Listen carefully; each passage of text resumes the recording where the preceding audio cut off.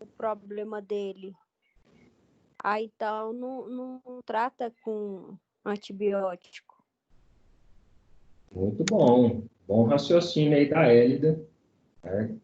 Se fosse um antibiótico, se fosse uma infecção bacteriana, o antibiótico surtiria algum efeito, tá ou não é? E visto aí que só não surtiria efeito, né, se a bactéria fosse multiresistente, mas não é o caso, porque ele vem aí há 2 anos acompanhando isso e não tem melhoras clínicas. Ou seja, nós não estamos falando de bacterioses, certinho? Então, um bom raciocínio aí já da Hélida. Mais alguém aí quer falar alguma coisa, pessoal? Eu gostaria da participação de vocês na aula de hoje. A gente já tem condições clínicas para começar aí esse trabalho. E aí? Então, o senhor João aqui, olha, há 2 anos tratando e não houve melhoras. Tratou com antibiótico, né? A Hélida falou realmente que não pode ser uma doença bacteriana, eu concordo com ela, né, visto que já não teve uma melhora depois do tratamento com antibiótico, né? E aí, gente? E aí foi utilizado esse medicamento aqui, ó, pentamidina, certinho? Olha lá, pentamidina. Colocando aqui para vocês também, para a gente evoluir clinicamente. Olha só. Então, a pentamidina, né, é uma medicação antimicrobiana utilizada para prevenção e tratamento da pneumonia por pneumocistes, causada por pneumocistes girovense, né, um tipo grave de pneumonia visto em pacientes por infecção do HIV. Então, tem isso aí, né? Então, por que eu coloquei aqui a pentamidina?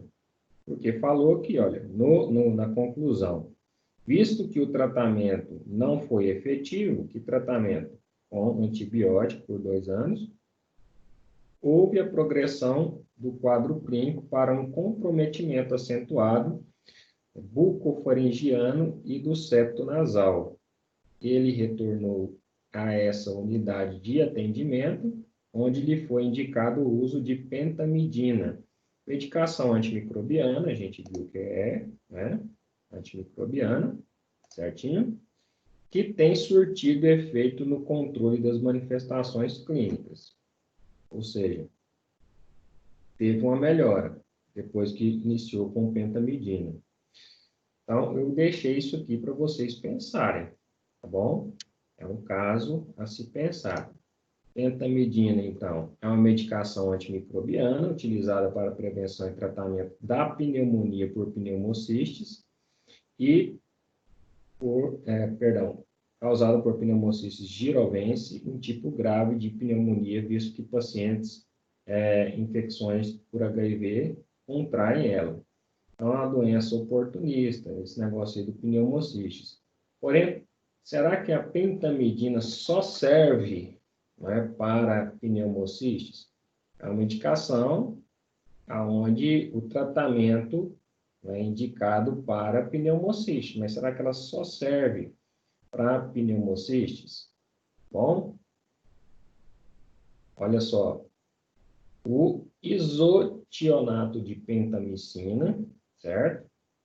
Estudo comparativo entre o antimicrobiano glucantime e o isonato de pentamidina em lesões cutâneas, certinho? Quando fala em lesões cutâneas, né, o que te vem à mente, pessoal?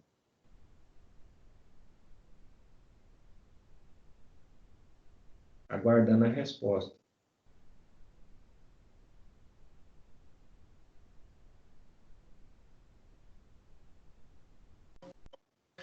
Lesões na pele. Isso, lesões na pele. Da microbiologia que nós estudamos, quais os protozoários, aí eu já vou fechando, não é bacteriano, não é? A Hélida comprovou porque o uso de antibióticos não resolveu nada. Então, quais os protozoários causam lesões na pele, gente? A gente estudou lá na unidade 2.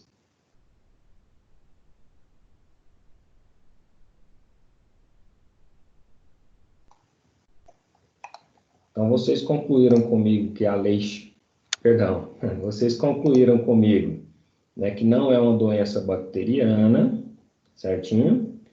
E que há lesões na pele, né, ela é um sinal e sintoma. Então, qual o agente responsável pelo quadro clínico do Sr. João? E como pode ter ocorrido essa transmissão? Você já tem condições de responder essa pergunta, tá bom? E por que o tratamento inicial não foi eficaz no controle da progressão e sintomas? Então, eu vou ajudá-los aqui a elaborar essa clínica, tá bom? Vamos voltar lá.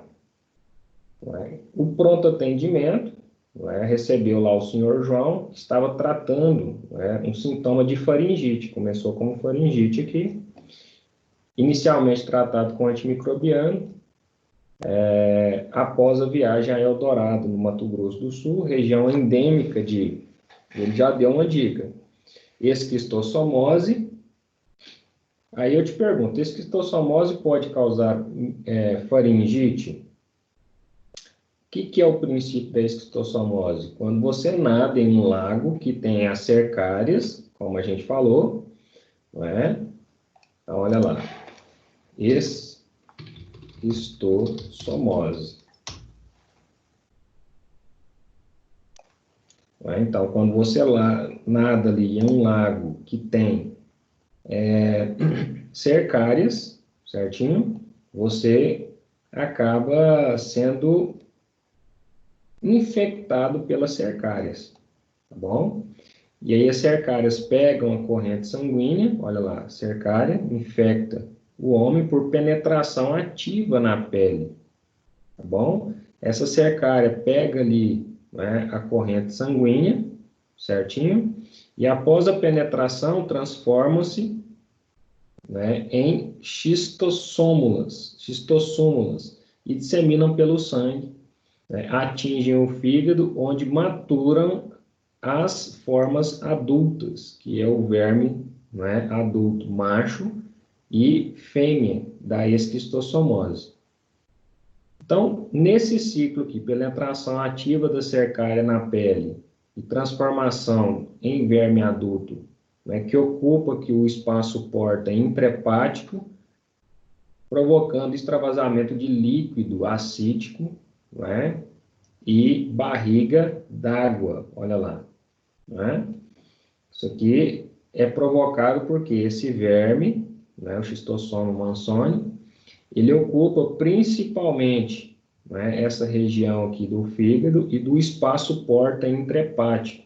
Lá na anatomia, vocês, né, reviraram ali o intestino, né, e viram que existe ali o aumento maior, o aumento menor, existe uma vasta irrigação, né, para ali captar os nutrientes do intestino e também para irrigar o intestino, certo? E é justamente esse espaço que nós chamamos de espaço porta intrahepático, certo? Aonde a gente tem ali esse verme na fase adulta. E aí a fêmea, ela vai justamente por esse espaço porta intrahepático até o intestino, onde ela coloca os ovos no intestino que sai nas fezes, esse ovo aqui do Schistosoma mansoni, que é aquele famoso ovo, né, que tem uma espículazinha que lembra um chifre aqui, ó, certo? E aí o ovo cai, né, em coleções aquáticas, se transforma nessa larva que nós chamamos de miracídio. O miracídio infecta o caramujo do gênero Bionfalari, né, e aí ocorre uma metamorfose, esse caramujo se transforma em cercárias que infectam o homem. que tomam banho nessa lagoa aqui infectada, ou crianças, né? E aí o que acontece? Tudo isso novamente, a larva cai na corrente sanguínea, dissemina pelo sangue, atinge o fígado, onde matura em formas adultas, e para a fêmea ovipor, ela ocupa o espaço porta intrahepático, aumentando dessa forma, não é? A pressão porta intrahepática, fazendo com que haja extravasamento de líquido para a cavidade abdominal. E aí a pessoa tem um quadro clínico, né, de barriga d'água ou ascite, tá bom? Olha lá, a fêmea, ela é mais fina do que o macho, certo? E a fêmea, ela passa por dentro desse canal do macho, que nós chamamos de canal ginecóforo, para que o macho venha fecundar os ovos, certo? Da fêmea. E aí a fêmea vem ovipor para o intestino, no espaço porta intrahepático, é onde a situação clínica acontece. Em tudo isso que eu contei para você, né, da leishmaniose, tem alguma coisa a ver com faringite? Tem alguma coisa a ver com abscessos bucomaxilares e nasais? Né? Então, não é o caso aqui do Sr. João. Né? Ele foi para Eldorado do Mato Grosso, porque tem Eldorado no Pará, né? Eldorado dos Carajás, e tem Eldorado aqui no Mato Grosso, certo? Do Sul. Região endêmica de esquistossomose, a gente já viu que não é esquistossomose. Tá bom? Região endêmica de leishmaniose. E aí, olha só, a leishmaniose, né? Ela provoca lesões cutâneas. Eden, como que é o caso da leishmaniose? Né? Você falou lá na unidade 2, mas eu não me recordo. Recordando com você aqui agora, o que que acontece na leishmaniose, pessoal? Esse mosquito que você está vendo aqui, olha, né, que nós chamamos de mosquito palha, certo? Ele não tem o seu aparelho bucal em forma de probóscide, que parece uma agulha. Né? Comumente os mosquitos têm isso, o Aedes aegypti tem isso, a famosa muriçoca tem isso também, o anófeles da malária também tem isso, mas o mosquito palha ele não tem, ele tem uma probóscide que não é um perfurador, ela parece uma serra, então ele fica serrilhando, ele não consegue, não é, fazer uma inoculação como os outros mosquitos fazem.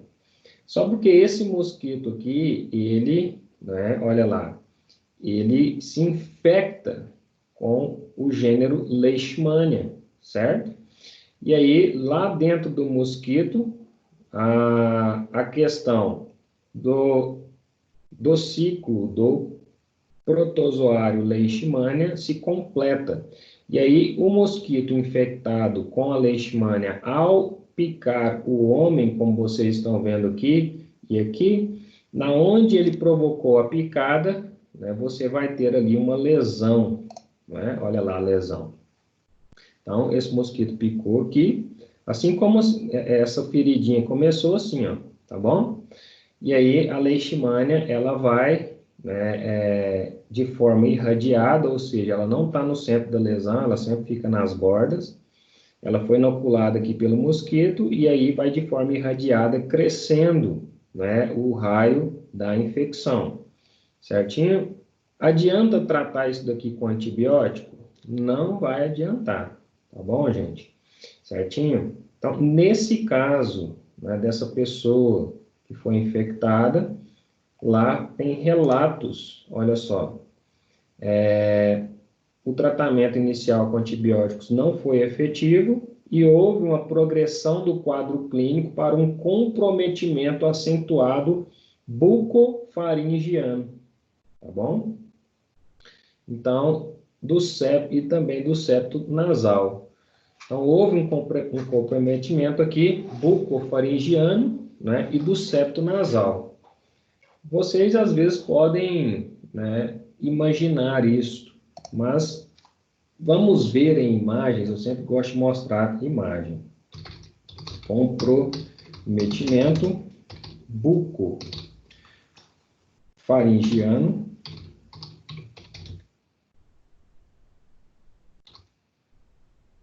por leishmaniose. E aí, o problema desse cara aqui é a leishmaniose, viu, gente? Então, vamos ver algumas imagens aqui, na situação em que ficou provavelmente o senhor João, certo? Vamos ver se a gente acha aqui algumas imagens interessantes. Se não tiver aqui, a gente vai achar lá quando digitar leishmaniose. Aqui não achou rapidinho, mas vamos lá. Leishmaniose.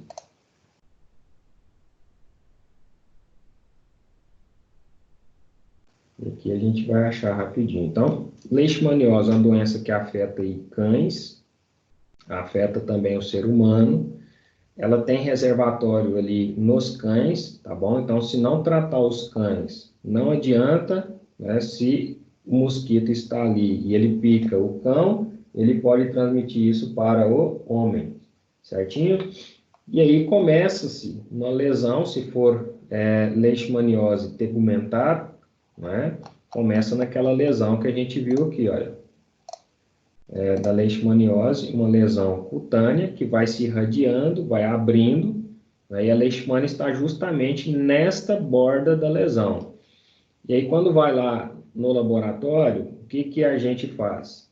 Faz um corte, né, com bisturi cego, porque você pegar um bisturi aqui com a sua lâmina cortante, provoca uma lesão, né, uma injúria aqui bastante grande. Então, vai com um bisturi mais cego, né? E aí provoca-se uma pequena lesão e colhe, né, o material da lesão aqui, um sangue, esfrega isso aí em lâmina, cora, e o que a gente enxerga é justamente a parte amastigota, né, da leishmania. Isso aqui você só vai enxergar, essa leishmania aqui, desse tipo, né, você só enxerga ela, né, dentro do mosquito, certo? Então, protozoário, flagelado, desse jeitinho aqui, você só enxerga quando está no mosquito. Nas lesões que a gente colhe, o que vai enxergar é isso aqui, olha.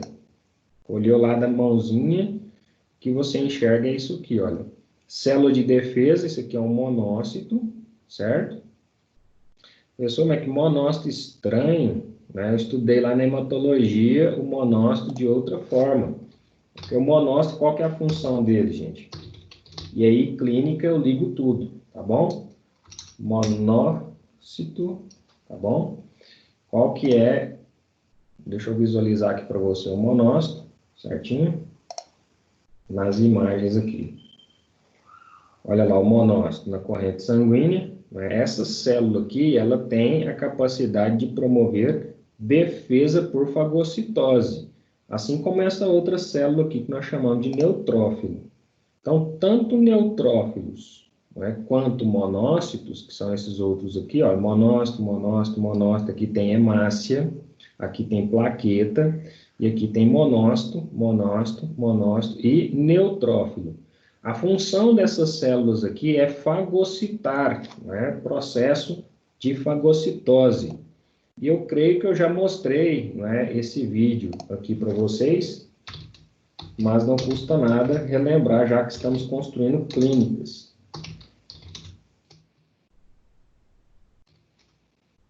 Certinho?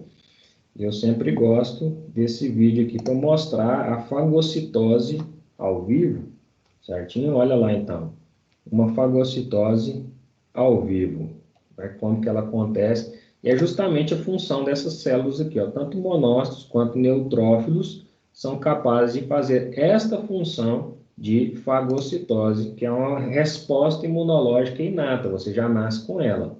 Olha lá, o monócito, né, correndo atrás aqui de um antígeno, provavelmente uma bactéria, né, e aqui empurrando as hemácias e captando aí por fagocitose, né, a bactéria. Então, vocês viram aí como que isso acontece, certinho? E aí é justamente o que vai acontecer aqui na leishmaniose. O mosquito vem, pica, certinho? E aonde ele pica? provoca ali a lesão tegumentar, ok? E aí, a leishmania inoculada do mosquito ao homem, ela multiplica dentro dos monócitos. Então, olha aqui, aqui era um monócito, certo? E dentro do monócito está cheio de leishmanias, olha lá. O monócito vai lá, fagocita a leishmania, e a leishmania consegue multiplicar dentro dos monócitos. Então, olha ó, essa outra imagem aqui, ó. Então, olha lá, monócito cheio de leishmanias no seu interior, certinho? E aí, aonde que a gente encontra isso? Justamente aqui, ó, na borda das lesões provocadas por leishmania, as ulcerações provocadas aí por leishmania. E essas lesões, elas inicialmente ficam assim, né, onde o mosquito pica, fica inchado, eritematoso, papuloso, depois vai formando um centro necrótico aí, infecção secundária por bactérias, e reparem que nas bordas das lesões fica elevado, é aonde a leishmania está. E se eu não tratar isso, aqui no centro fica necrótico, né, infecção bacteriana secundária, porque na minha pele tem bactérias do gênero Staphylococcus, lembram disso? E aí, a pele está aberta, o estáfilo cai aqui dentro, provoca essa lesão purulenta. Aí sim, um antibiótico que vai tratar a bactéria, mas não consegue fechar a lesão, porque a leishmania continua destruindo o tecido adjacente em volta. E aí, olha só, em questão facial, né, bastante antiestético, certinho? E aí, nesse caso aqui, com certeza, essa pessoa foi para um local onde tinha muito mosquito palha, ele foi bastante alvejado pelo mosquito palha, tá bom? E aí, no caso do seu João, com certeza ali ele já estava com comprometimento bucal, porque deve ter dormido, né, de boca aberta, o mosquito foi lá e picou, né, o palato duro. E aí começou uma infecção, né, o antibiótico não resolveu, e essa lesão disseminou, né, provocando uma lesão no palato duro e septo nasal também. Ok, pessoal? E aí é mutilante, certo? É uma situação bastante... olha lá, ali, pra você ver. Leishmaniose tegumentar difusa. Então, estou mostrando aqui alguns casos, certo? Olha esse aqui. Provavelmente o que aconteceu com o seu João, né? Então, disseminou-se, só porque dentro da boca, aí foi disseminando nariz afora. Certinho?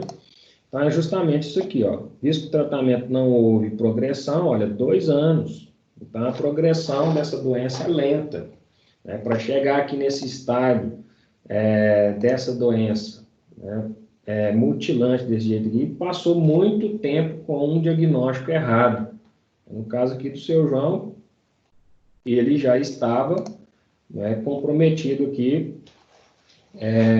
comprometimento acentuado bucofaringiano e do septo nasal.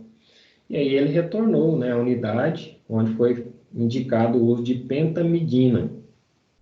E aí a gente viu que pentamidina, né, ele é um antimicrobiano, certinho? Que é usado principalmente por doenças causadas por pneumocistes, que é um protozoário, certo? Pneumocistes, protozoário, ok?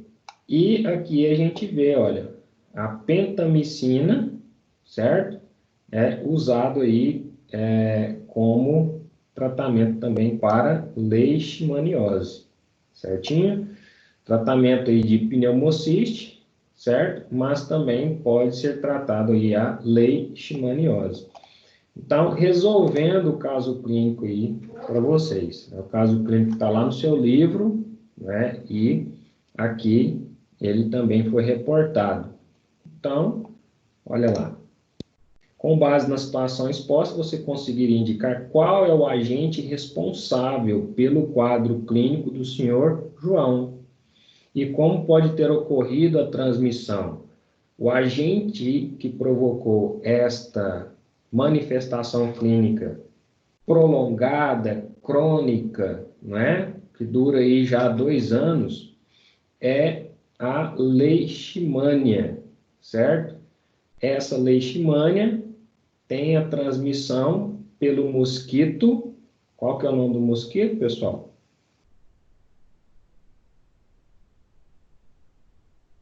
Aguardando. Qual que é o nome do mosquito? Palha. Palha. Muito obrigado pela participação.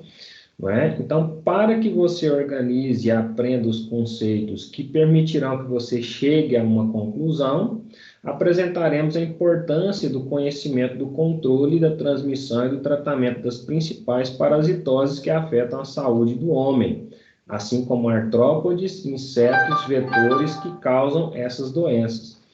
No caso do seu João, como poderia, né, ter prevenido essa doença? Se lá em Eldorado é uma região endêmica, né, para esquistossomose, bom, eu não vou nadar em nenhum lago que me convide para... Éden, vamos no lago ali, né, na cidade fulano de tal, em Eldorado, Mato Grosso. Não vou de jeito nenhum. Por quê, Éden? Lá é uma região endêmica para esquistossomose. Enquanto não fizer ali uma recuperação, né, dessas bacias hidrográficas, não é balneário para ninguém, certo? Leishmaniose, como que se trata a leishmaniose? Vocês viram que o cachorro, né, ele é um dos, não é só o cachorro, mas ele é um dos reservatórios desta doença. Então, recolher os cachorros, né, abandonados, visto que essa região, controlar o mosquito palha nessa região é muito complicado, porque é uma região chuvosa, é uma região subtropical, não é? É uma região que tem ali o seu aquecimento propício para a proliferação destes e de outros mosquitos. Tanto é que tem aqui, olha, febre amarela. Quem que é o agente transmissor da febre amarela, pessoal? O vetor da febre amarela, que é um vírus, tá bom? O vírus da febre amarela chega ao homem através de um mosquito. Quem se lembra qual mosquito?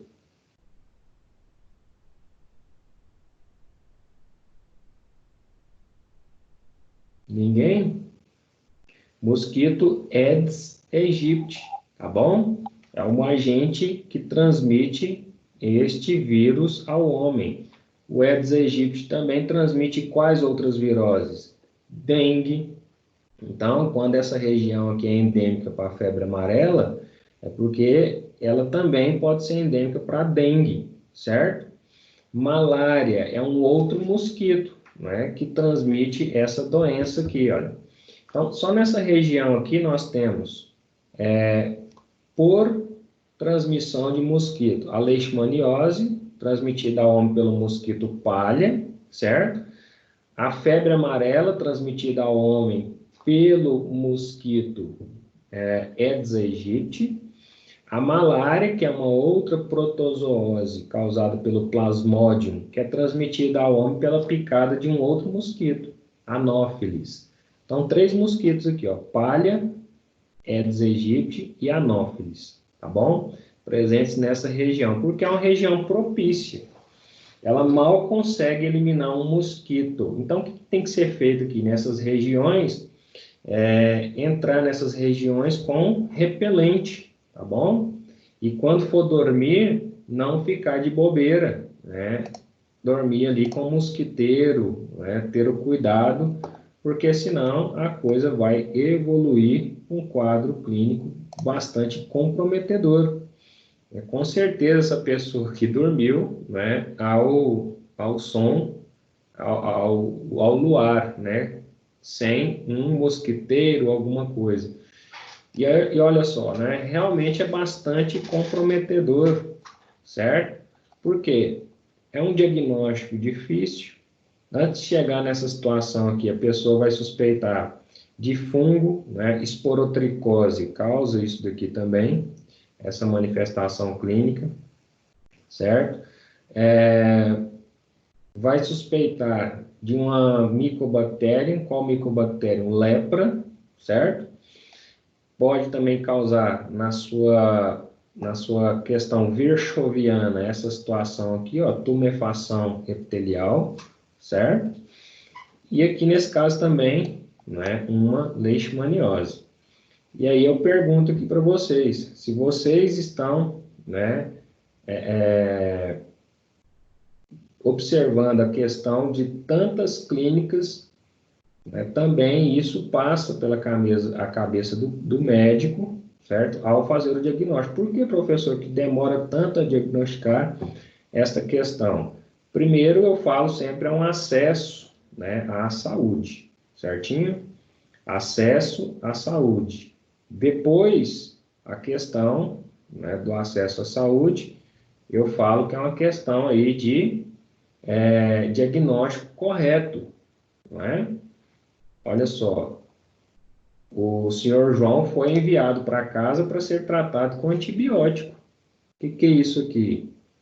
Chegou, observou-se, ele abriu a boca, reclamou de alguma coisa na faringe, né, e foi tratado com antibiótico. Primeiro que tratamento por 2 anos, pelo amor de Deus, né, gente? Antibiótico é uma coisa para se tratar ali em 1 semana a 14 dias, excetuando-se algumas raríssimas exceções, que é o caso aí da tuberculose, que é um tratamento com um grupo de antibióticos por 6 meses, mas aí você já sabe o porquê disso. Na aula de tuberculose a gente falou por que o tratamento é tão demorado.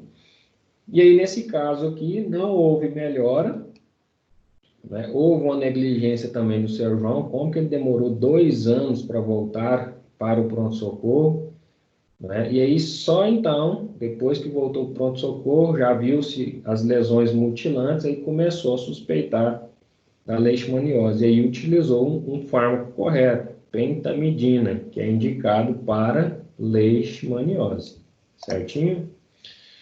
Então, esta foi a questão. Por que o tratamento inicial não foi eficaz no controle da progressão dos sintomas? Porque antibiótico não trata leishmania. Leishmania é protozoário, não é? Leishmania é um protozoário, como nós vimos lá na unidade 2, quando falamos de leishmaniose lá, certo? E nessa situação aqui, só foi eficazmente resolvido quando mudou-se o fármaco para tratamento correto da leishmaniose.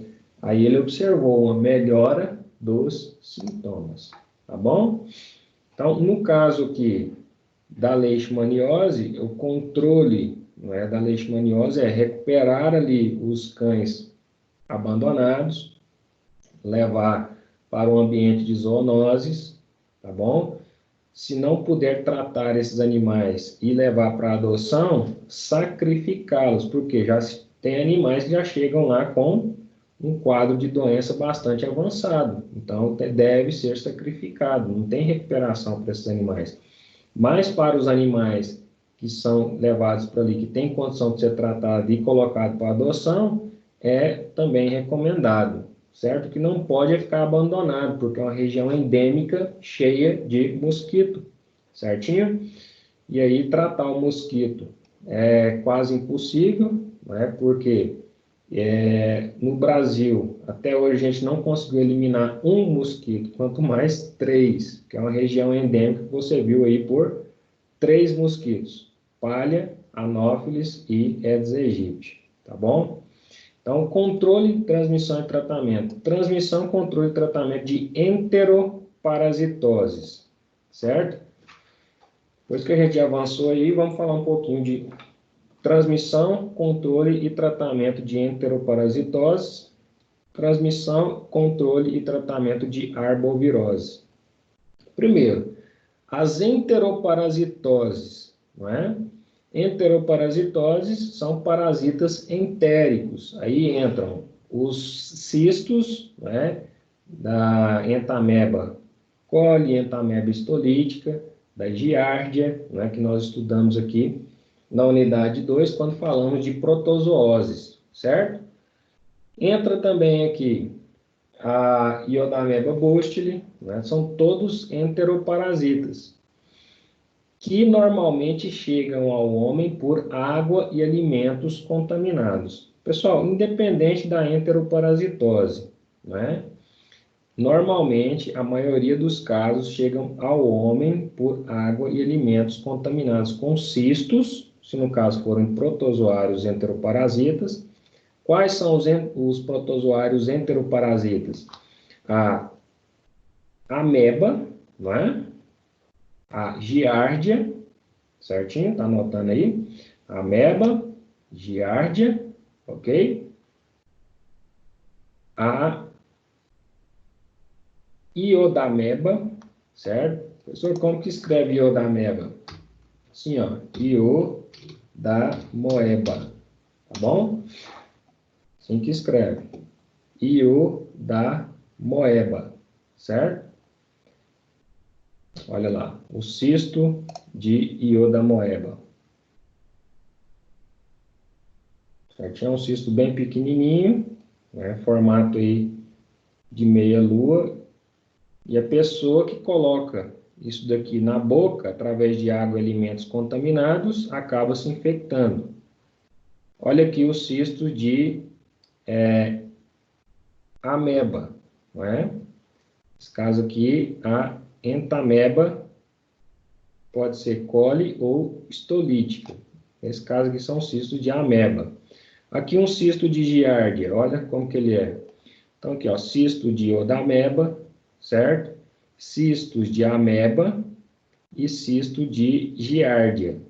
Cisto de giardia, Iodamoeba e ameba, né, são cistos que chegam ao homem através de água e alimentos contaminados. Então, como que eu faço o controle da transmissão? Saneamento básico. Hábitos de higiene. Tá bom? Não adianta ter saneamento básico se a pessoa não tem hábito de higiene. Não lava as mãos, tá bom? Come alimentos sem lavar os alimentos antes. Então, na região tem água encanada, tem esgoto, mas a pessoa não tem hábito de higiene, ela vai se infectar com estes cistos, né? Que transmitem aí ao homem através de água e alimentos contaminados, certinho? Existem outros cistos também, né, como esse caso aqui do Endolimax nana, quer ver?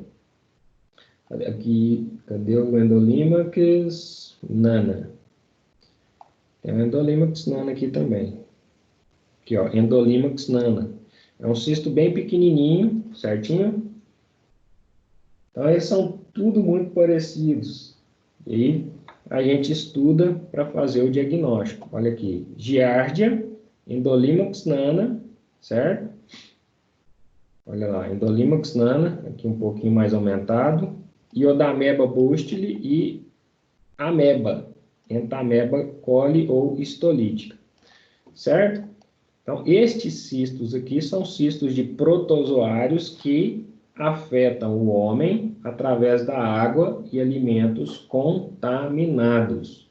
Se você ingerir água e alimentos contaminados com esses cistos, você vai contrair cisto de entameba, amebíase, cisto de giardia, giardíase, cisto de iodamoeba, você vai contrair iodamebíase, e cisto de Endolimax nana, você vai contrair aí Endolimax ose, tá bom?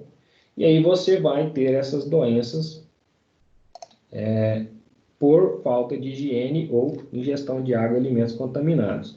Mas enteroparasitoses, ela só vem por cistos, professor? Não, a gente viu, né, que também existem outros vermes, né, enteroparasitas, que não vêm pela transmissão de cistos, eles vêm por água e alimentos contaminados também, mas através da ingestão de ovos, tá bom? Então, qual que é a diferença entre cisto e ovo?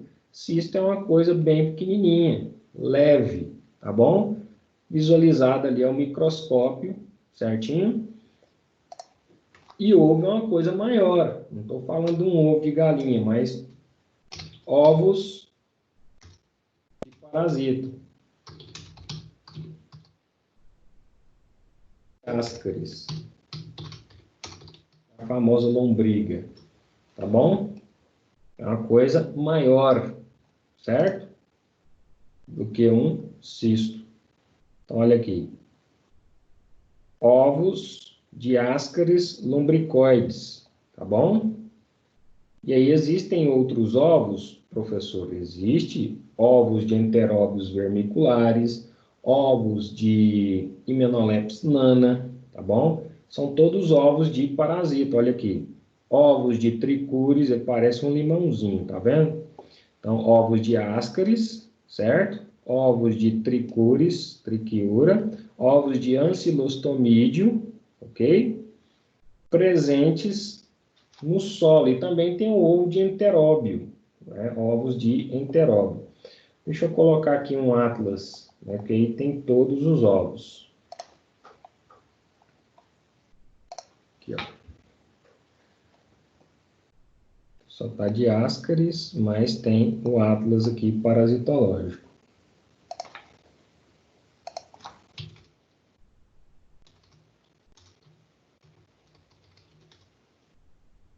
Atlas de parasitologia.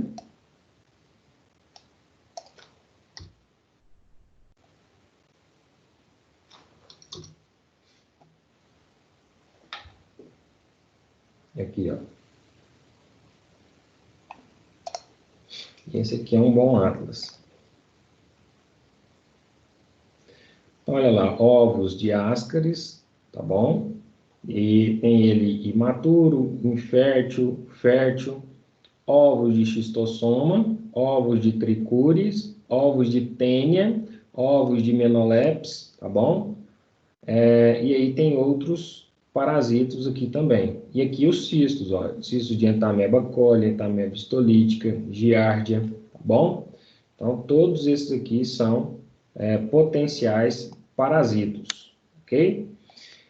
Então, pessoal, tanto ovos quanto cistos são potencialmente infectantes. Então, controle, transmissão, tratamento, né, dessas enteroparasitoses é higiene, água encanada e esgoto, porque se você ingerir ovo ou cisto de enteroparasita, você vai ter uma enteroparasitose.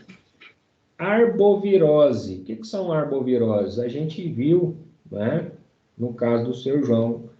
Arboviroses são, no caso aqui, arboparasitose. São parasitoses transmitidas ao homem através da picada de algum inseto, certo? Isso são arboparasitoses. No caso de arbovirose, são vírus transmitidos ao homem através da picada de um inseto. Dengue, chikungunya, zika, tá bom? E febre amarela. Tudo aí por Aedes aegypti, tá bom? Agora, arboparasitoses. A malária transmitida pela picada do Anopheles, certo? É um mosquito prego, ok? E aí, controle e tratamento de transmissão dessas arboparasitoses. É o uso de mosquiteiro, uso de repelentes, tá bom? E evitar água parada, ok? E aí, quando você vai para um ambiente dele, está lá na selva amazônica. Cara, não adianta, lá é o ambiente dele. Aí você tem que usar repelente e mosquiteiro, tá bom? Então, quem mora naquela região ali tem que usar repelente, tem que usar mosquiteiro, porque senão vai ser picado o tempo todo. E o problema não é ser picado, é quando você é picado por um mosquito contaminado. Aí sim você vai ter um grande transtorno, certinho? Se o mosquito não tiver contaminado, mas que você vai ter ali, se você tiver alergia, é uma reação de hipersensibilidade do tipo 4, que fica aquela pereba horrível, não é? Para quem tem alergia de contato com o mosquito, certinho? E aí, transmissão e controle e tratamento das infecções associadas a ácaros e insetos. Aí sim, uso de inseticida, eliminação ali de ácaros através da limpeza do ambiente. O ácaro, ele fica, né, no ambiente sujo, ok? E aí, um ambiente que contém ali muita velharia, livro velho, espuma velha, almofada velha, colchão velho, certo? Isso aí tudo está cheio de ácaro, então tem que eliminar, tem que jogar fora. Ou se for guardar livro em casa, você tem que estar sempre tratando esse livro, colocando ao sol, né, não deixando umidade, sempre retirando a poeira, certo? Dá trabalho, mas para evitar ácaro, ok? E mosquito da febre amarela, né? Aqui tem o Aedes albopictus. O Aedes albopictus, ele tem o pronoto dele aqui, olha, parece que tem só um risquinho. Se fosse o Aedes aegypti, o pronoto dele pareceria uma lira musical, certo? Olha aqui. Aedes aegypti.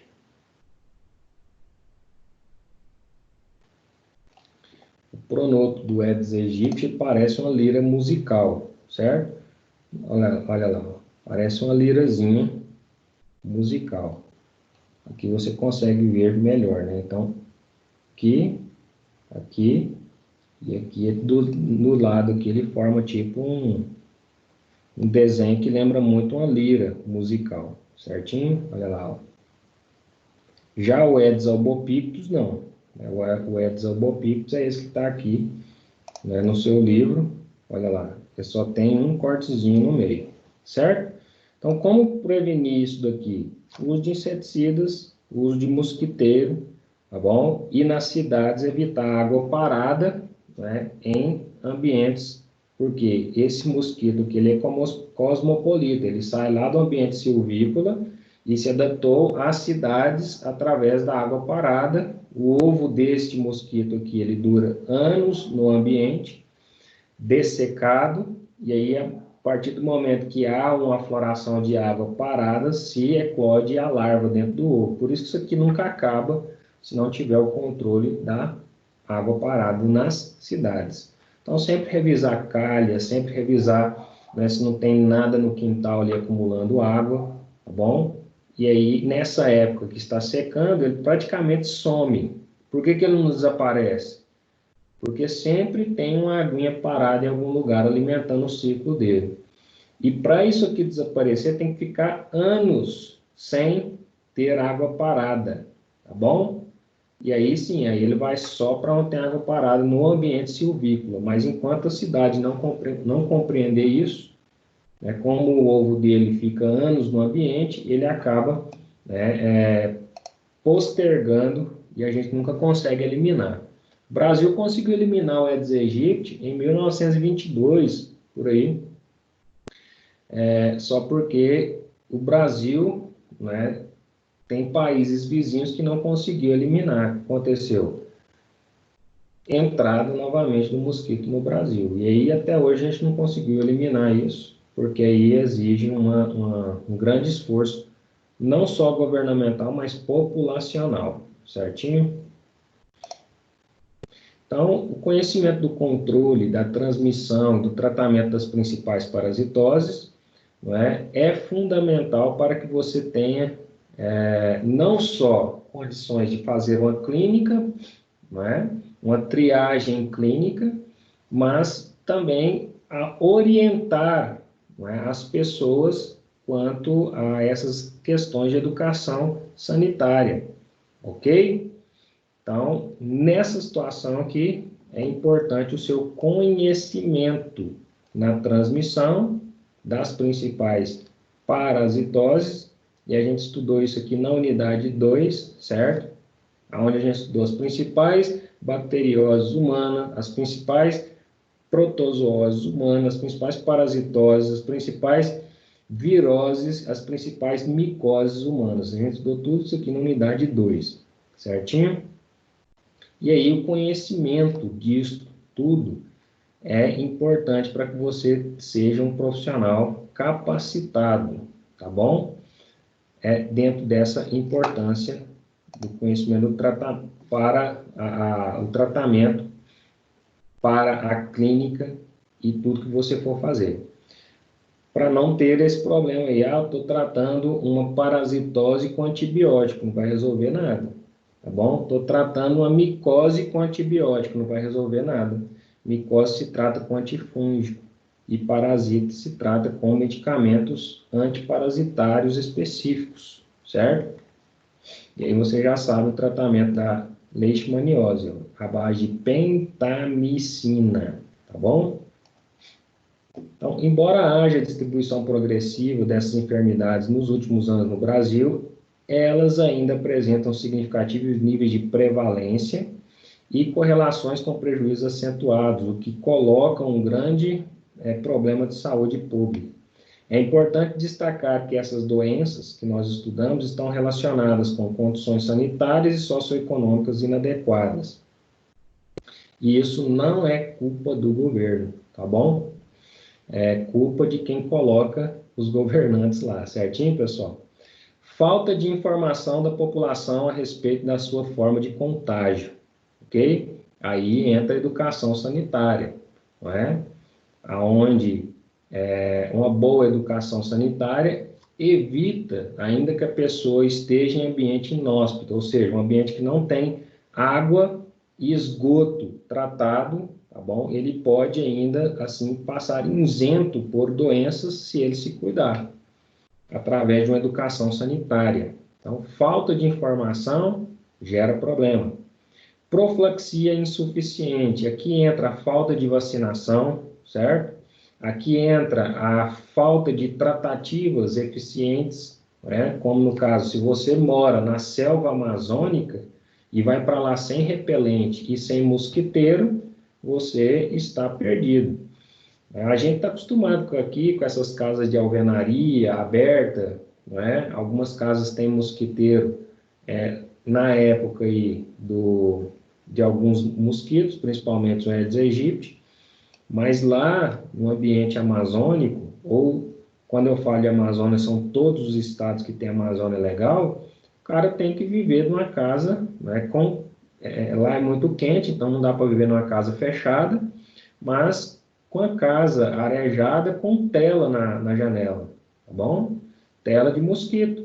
E evitar ao máximo que esse mosquito entre, tá bom? E aí, detetizando a casa sempre e passando repelente quando sair, usando roupas adequadas quando sair de casa, porque caso contrário você vai ser picado, você está no ambiente silvícola, certo? E aí quando eu falo assim, de selva amazônica, é quando você está lá no meio mesmo, comprou um sítio ali, alguma coisa, aí você tem que se cuidar. Quando você vai para uma cidade como Eldorado, aí tem uma civilização, cidade, casas de alvenaria, não é selva fechada, mas ali também o mosquito está presente. E aí tem que tomar os cuidados necessários. Diagnóstico e tratamentos imprecisos. Isso é um problema, não é? E aí o principal problema está na falta de conhecimento. Não é? Por exemplo, se você não estudar a unidade 2, nada do que eu falar aqui terá sentido para você, certinho? Se você não estudar aqui, onde eu falei das principais enteroparasitoses, as principais parasitoses, as principais viroses, as principais bacterioses, nada do que eu falei na unidade 4 fará sentido para você. E aí você não vai construir um diagnóstico correto, né, levando aí a tratamentos imprecisos, certinho? Então, é importante. E aí as principais parasitoses, revisando protozoários, entamoeba histolítica, a gente já viu os cistos, as vias de transmissão, via oral fecal, pela ingestão de água ou alimentos contaminados, sintomas, distúrbios gastrointestinais, né, vai dar diarreia, profilaxia, higienização adequada, pessoal e dos alimentos e saneamento básico. O tratamento de uma entamoeba, ou de uma amebíase, é qual, professor? Metronidazol, 35 a 50 miligramas por quilo por dia. 3 vezes ao dia, 750 miligramas. 3 vezes ao dia, o adulto, certinho? Por 750 miligramas. Então, você vai fazer essa posologia. Metronidazol, 50 miligramas por quilo por dia, se não for um adulto. E se for um adulto, você vai colocar 750 miligramas Você para de gritar. 3 vezes ao dia, tá bom, pessoal? E aí você vai fazer o tratamento adequado para entameba histolítica. Giardia é transmissão via orofecal também, da mesma forma, não é? E também contaminados ou via sexual, certo? Não é que a giardia é uma DST, não é? É que tem condições disso aqui também ser transmitido por algumas modalidades, não é? Do sexo, ok? Se é que vocês me entendem. Sintomas: distúrbios gastrointestinais e deficiência nutricional. Por que deficiência nutricional? Porque a giardia destrói as microvilosidades intestinais, fazendo com que a pessoa perca a capacidade de absorção, levando a deficiências nutricionais importantes. Profilaxia, né? Higienização adequada, pessoal dos alimentos, saneamento básico e uso de preservativos. Nesse caso, dessa modalidade que eu citei, não. Tá bom? Tratamento: metronidazol, 5 miligramas, 3 vezes ao dia, por quilo. Tá bom? No caso aí dos eumintos, aí, tem uma tabela aqui com sintomas, profilaxias, aí, tênia causa teníase, tá bom? Ascaris lumbricoides, a lombriga causa ascaridíase, enteróbios vermiculares, causa aí problemas de prurido anal, certo? E ancilóstoma ou Necator americano causa problemas aí intestinais também. Então, tênia, a famosa solitária, transmissão via oral fecal, certo? Através de ingestão de água, alimentos contaminados, com ovo.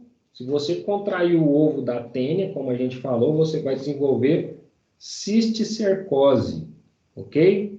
Cisticercose. E aí eu recomendo, né, para quem nunca assistiu House, assista lá eu acho que é o primeiro episódio do House, né? Fala justamente cisticercose, ok? Então, se você ingerir ovo de tênia, você não vai ter teníase, você vai ter cisticercose. Agora, se você ingerir carne crua com cisticerco, né, aí sim você vai desenvolver o verme adulto, teníase. Então, dessas parasitoses que a gente viu aqui, a teníase tem essa peculiaridade. A lombriga, que é o Ascaris lumbricoides, se você ingerir o ovo, você vai ingerir, né, o ovo e ele vai desenvolver o verme adulto no intestino, lombriga, tá bom? Ou ascaridíase. O enteróbio, você ingere o ovo e você vai desenvolver o verme adulto no intestino, que quando ele vai ovipor, ele provoca aí também prurido anal, certo? O ancilóstoma, você contrai ele andando descalço, certo? A larva penetra ativamente na pele. E a tênia, ela é contraída com ingestão de água e alimentos contaminados com ovo. Você vai desenvolver a cisticercose. Você só vai desenvolver a larva. Agora, se você comer carne crua ou mal passada com cisticerco, aí sim você vai desenvolver o verme adulto no intestino, que é a teníase ou solitária, provocando distúrbios gastrointestinais, hemorragia na mucosa, e no caso, se você desenvolver o cisticerco, esse cisticerco ele pode parar no músculo da coxa, esse cisticerco pode parar em músculos do bíceps, tá bom? Esse cisticerco pode parar no músculo do glúteo, mas esse cisticerco também pode parar nos neurônios, causando neurocisticercose, ok? E aí a pessoa vai ter distúrbios neurológicos por causa disso. Então, ingerir ovo de tênia não é um bom negócio, certinho? Se o cisticerco, né, a larva que sai do ovo, parar no músculo da coxa, talvez você não sinta nada, né? Se parar em algum músculo, tipo coxa, glúteo, né? Ou bíceps, talvez você não venha sentir nada. Mas se esse cisticerco caminhar para neurocisticercose, aí sim, você vai ter distúrbios neurológicos, cognitivos e comportamentais, tá bom? E a profilaxia de tudo isso aqui é higienização adequada, hábitos de higiene, evitar comer carne crua, no caso da teníase. E nos outros casos aqui, é higienização adequada dos alimentos, ascaris lumbricoides e água, né? Sempre potável, filtrada. E enteróbios vermiculares, além da higienização dos alimentos e água potável, tem que ter uma higienização pessoal. Pessoa que está com enterobiose, até o lençol dela tem que ser trocado, porque o enteróbio vai fazer ovoposição e aí acaba contaminando calcinhas, se for o caso das meninas, e cuecas, se for no caso dos homens, e lençol, se dormir peladão, tá bom? Então, tudo isso tem que ser pensado, ok? E aí o tratamento para estas doenças, no caso da teníase, é o Praziquantel 5 a 10 miligramas por quilo, albendazol, no caso das caridias, 400 miligramas em dose única, e albendazol 400 miligramas em dose única, no caso também da enterobiose. E no caso do ancilóstoma, não é que aí ele infecta o homem através da larva, tá andando descalço num terreno, né, e um chão batido de terra, a larva penetra pela pele, pega a via sanguínea circulatória, vai lá no pulmão, perfura o pulmão, sobe traqueia, laringe, e aí você engole a larva, ela vai lá para o intestino, no verme adulto, ela começa a corroer o intestino, e aí você vai ter diarreia com sangue, levando aí a anemia ferropriva, né, a uma anemia carencial por deficiência de ferro, ou uma carência nutricional também. E aí o tratamento é albendazol 400 miligramas, dose única, para essa situação.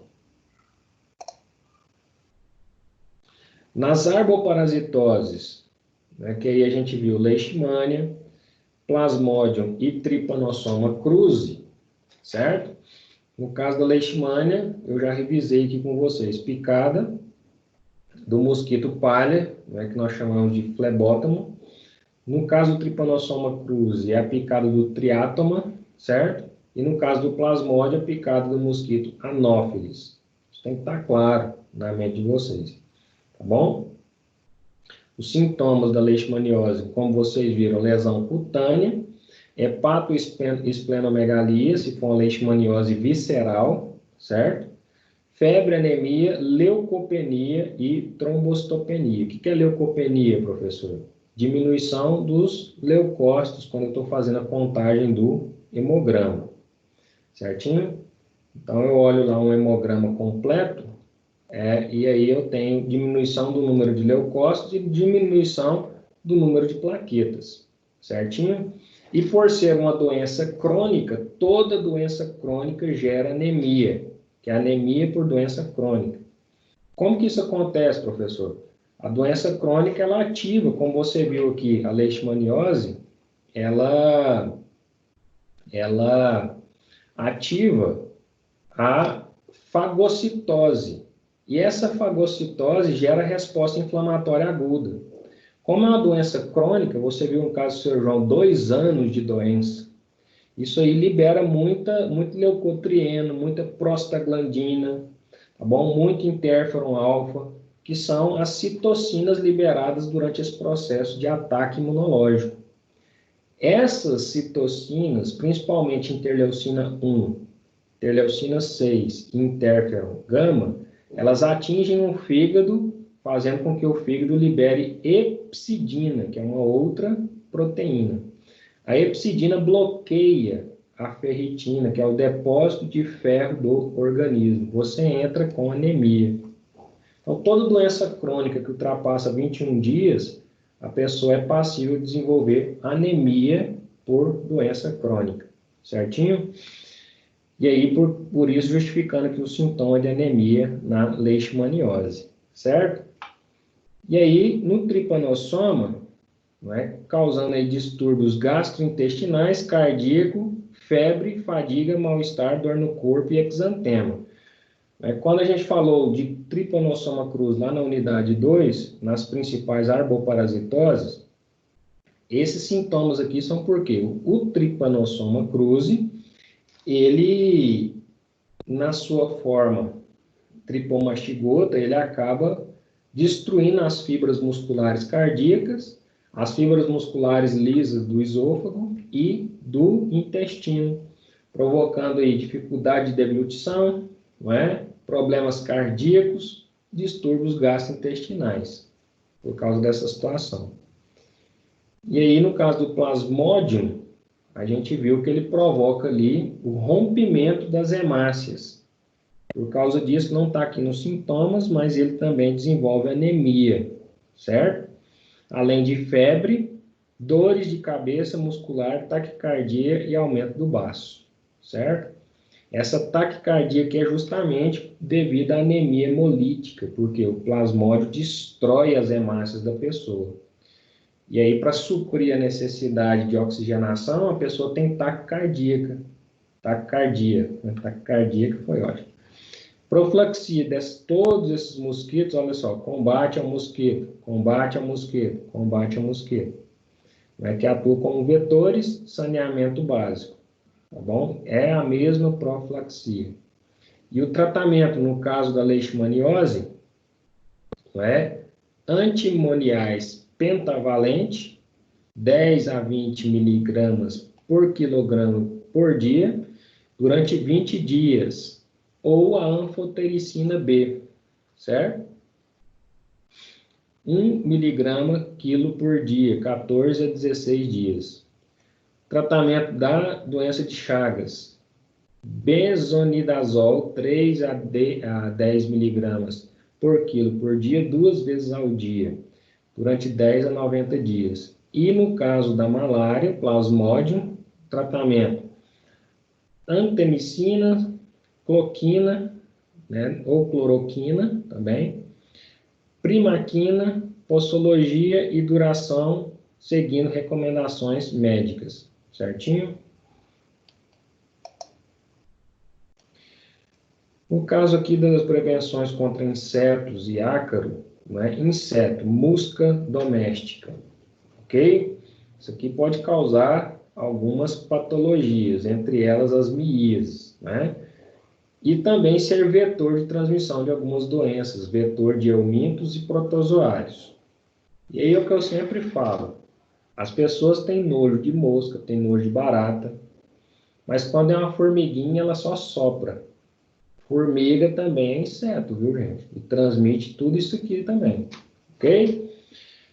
Geralmente, por ser vetor de eumintos e protozoários, a mosca doméstica transmite eumintos e protozoários.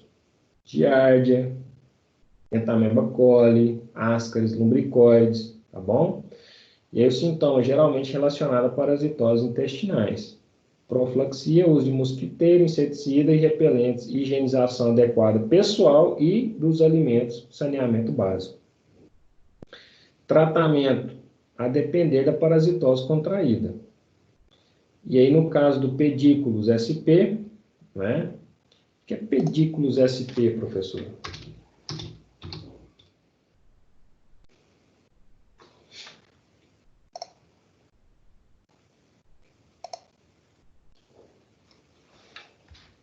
A via de transmissão via transcutânea, sintoma pápulas vermelhas com base eritrematosa em inseto prurido, intenso prurido. Profilaxia, higienização de roupas pessoais e de cama e banho. Tratamento, deltametrina, permetrina ou monosulfina. Cara, e aqui ele nem colocou a pulga, Então, pedículo, olha lá. Pedículo SP ou pedículo humano é o piolho, para quem não sabe, popularmente conhecido como piolho humano, certo? Então, causando aí danos na pessoa. E o tratamento aí para pedículos SP, que é o piolho, né, a delmanetrina, permetrina ou monosulfiram, certo? São os tratamentos para o piolho. A pulga. Ah, professor, mas pulga? É, quem tem animal em casa, pulga. E pulga transmite doenças, certinho?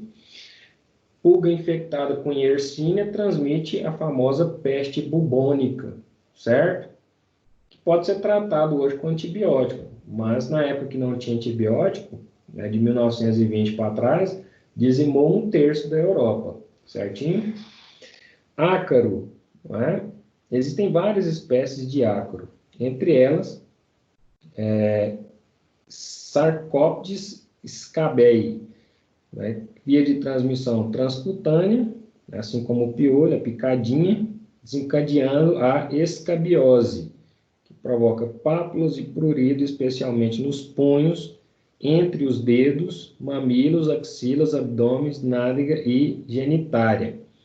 E o que tem que se fazer aqui? Higienização de roupas pessoais, cama e banho. Esse negócio fica, né, em espuma, e aí é uma praga, tem que renovar ali a casa, praticamente.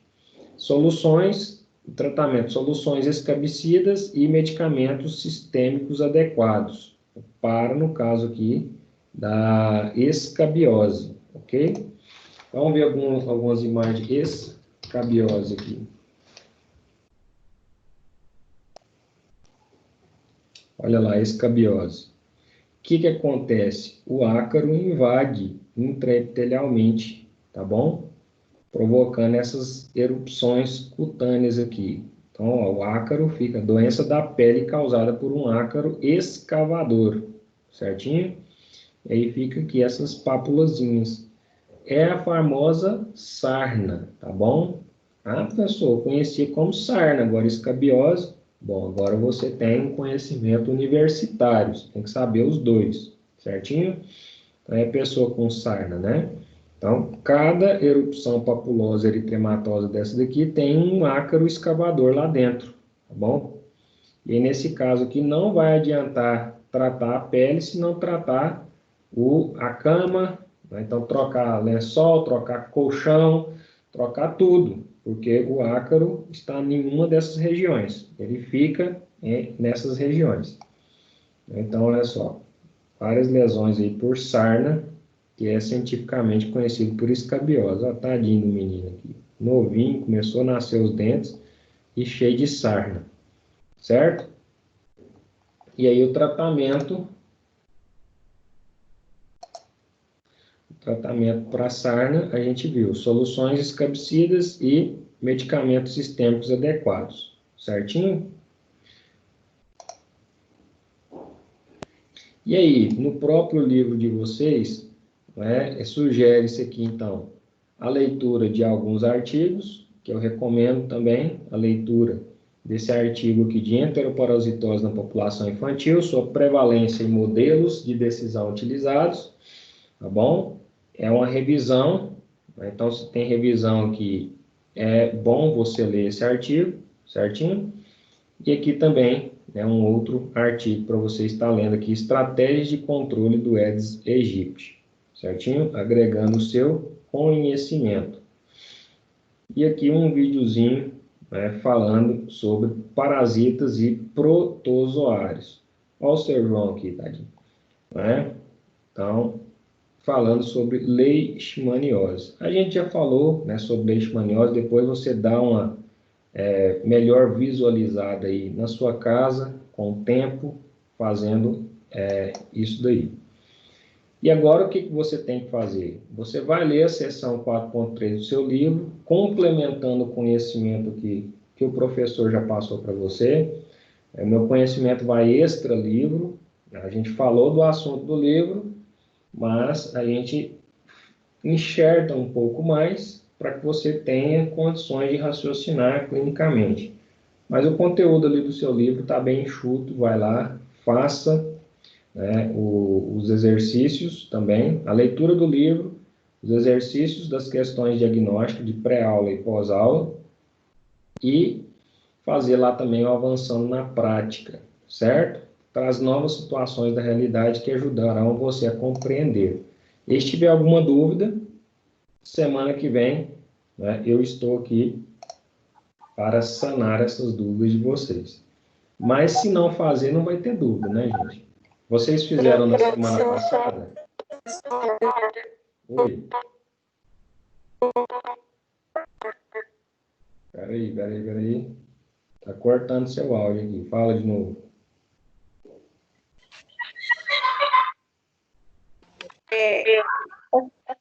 A internet está ruim. Tá meio sem jeito aqui. Bom, pode falar.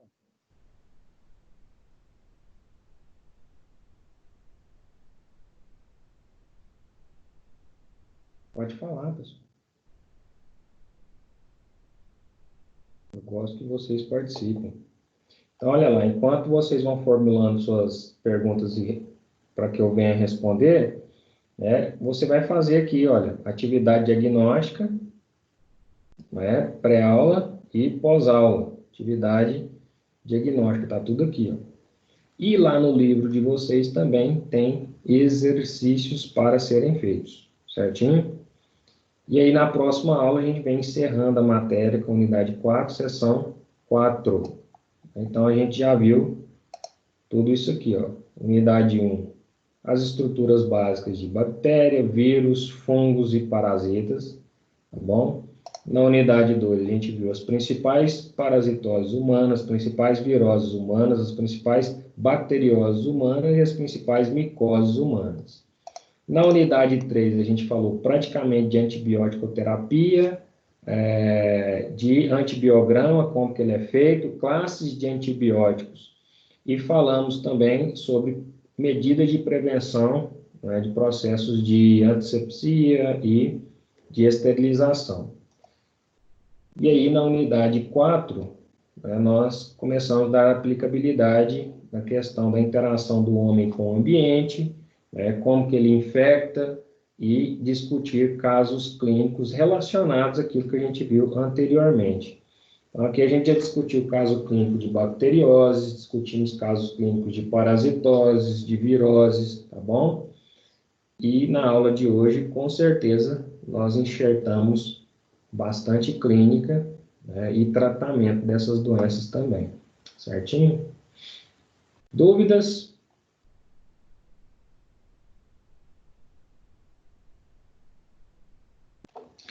Se não tem nenhuma dúvida, né, eu vou ficando por aqui. Um grande abraço para vocês e até semana que vem, onde a gente volta, né, falando aí sobre a unidade 4.4, encerrando o nosso conteúdo, certinho? E aí, um grande abraço para vocês, fiquem todos com Deus.